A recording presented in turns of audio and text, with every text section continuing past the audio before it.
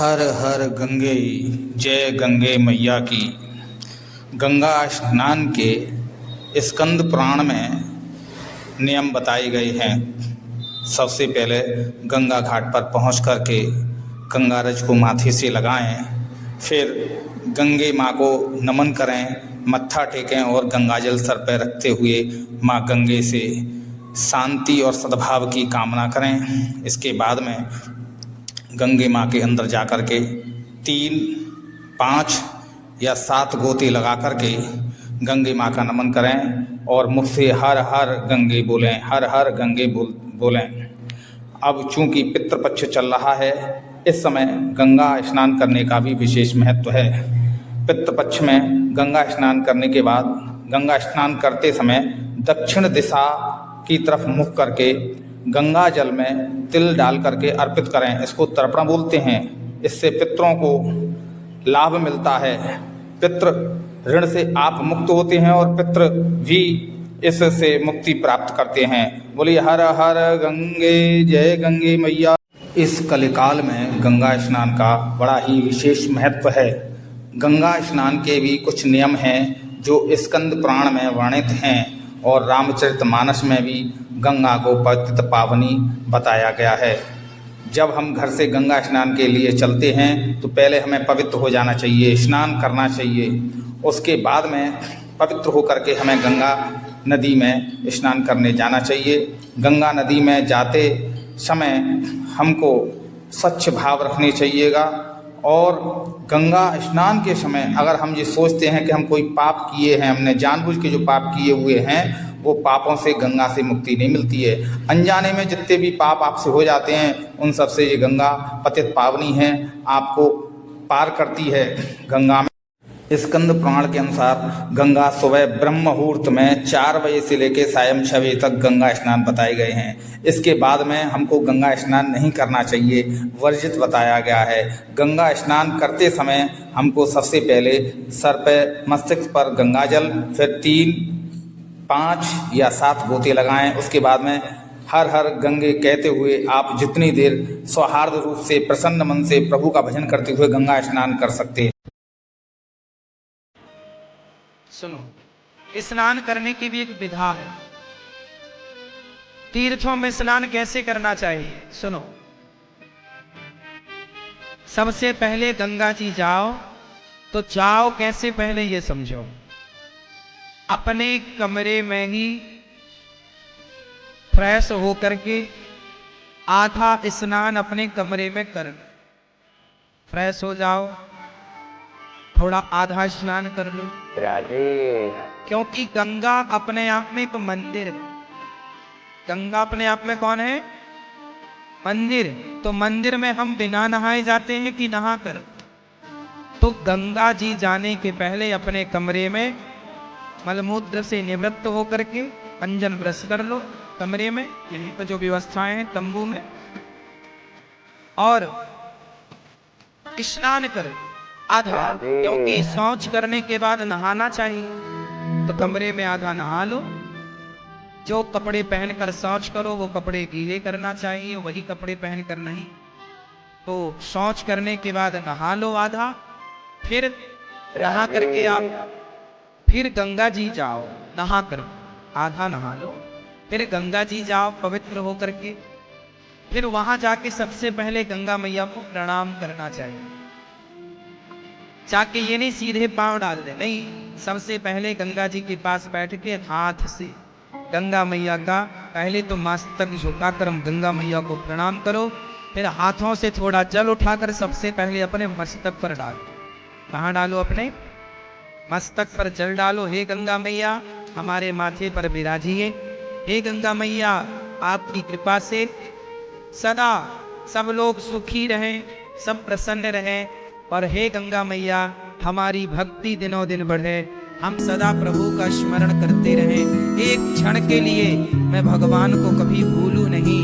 हे गंगा मैया मैं भगवान को कभी भूलूं नहीं। हे नाथ मैं आपको कभी भूलूं नहीं। हे गंगा मैया आखिरी सांस तक मैं आपका दर्शन करने आती रहूं, अपने पांव से चलकर अपनी आंखों से आपको देखती रहूं।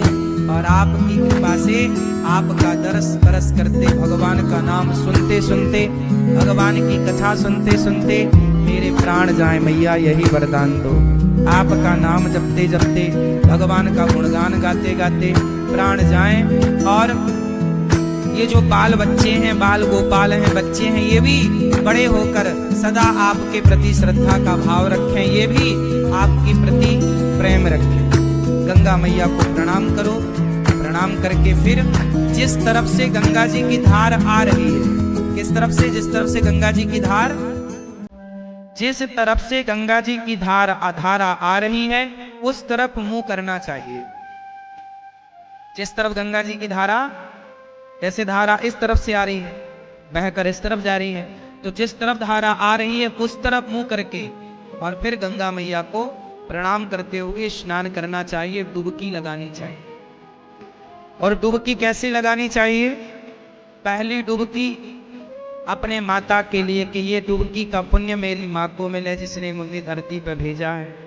दूसरी डुबकी अपने पिता के लिए, तीसरी डुबकी अपने पूर्वजों के लिए, चौथी डुबकी अपने बच्चों के लिए कि बच्चे इसका पुण्य पाएं, और पांचवी डुबकी अपने लिए। और ये दास अनिरुद्ध, तो जब गंगा जी नहाने जाते हैं ना, तो हम केवल माता पिता और पूर्वजों की नहीं, कथा सुनने जितने भक्त आते हैं, जितने शिष्य हैं, जितने भक्त सुनते हैं कथा, हम सबके आम की डुबकी लगा लेते हैं। प्रभु ये हमारे सभी भक्तों को इस पुण्य का लाभ मिले, और गंगा मैया जो नहीं आ पाए उन भक्तों की भी एक डुबकी ये दास अनिरुद्ध लगा लेता है कि जो भक्त गौरी गोपाल से जुड़े, जो रामानुज परिवार से जुड़े, जो श्री संप्रदाय से जुड़े, जो जाने अनजाने में टीवी पर भी भागवत सुन लेते हैं, यूट्यूब पर भी भागवत सुनते हैं, जो गौरी गोपाल भगवान के प्रति थोड़ी सी भी आस्था रखते हैं, उन सबके लिए ये दास अनिरुद्ध डुबकी लगाता है। और जो लोग दास अनिरुद्ध को गाली देते हैं, उल्टा सीधा कहते हैं, उनके नाम की भी एक डुबकी लगा लेते हैं कि उनको भी भगवान सद्बुद्धि दें। गंगा मैया उनका भी पुण्य बढ़ाएं, उनकी भी शक्ति बढ़ाएं, ताकि वो सदा गाली देते।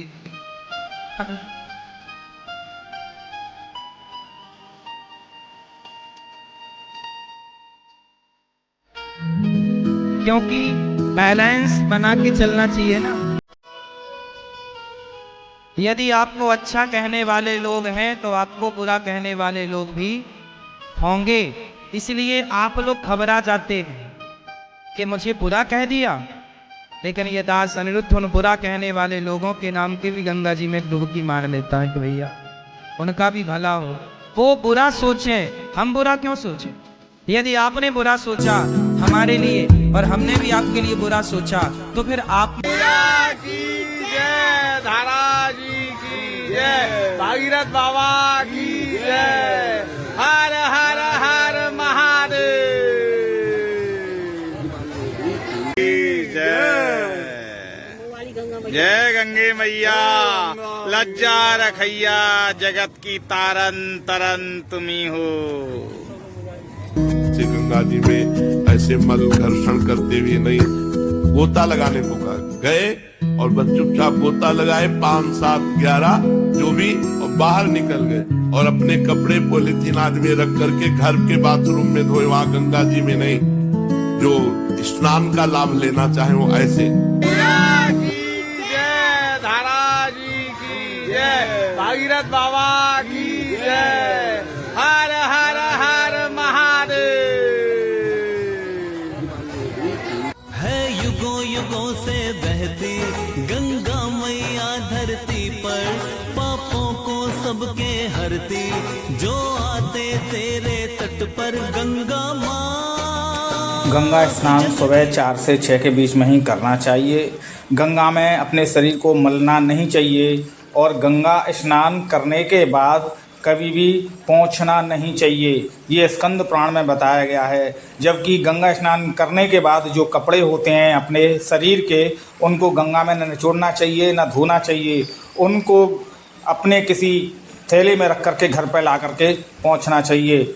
और गंगा में साबुन आदि का प्रयोग वर्जित है, गंगा को प्रदूषित नहीं करना चाहिए। हो सके तो सामर्थ्यानुसार दान पुण्य भी करना चाहिए। आपको ये हमारी कवरेज अगर अच्छी लगी हो तो हमारे चैनल को सब्सक्राइब करके घंटे का बटन दबाएं और एक अच्छा सा कमेंट लिखें। और थोड़ा सा भी अगर आपको हिंदू सनातन से अगर प्यार है तो इस वीडियो को और भी जगह शेयर करें। हर हर गंगे मैया की जय। हर हर गंगे, हर हर गंगे, हर हर गंगे।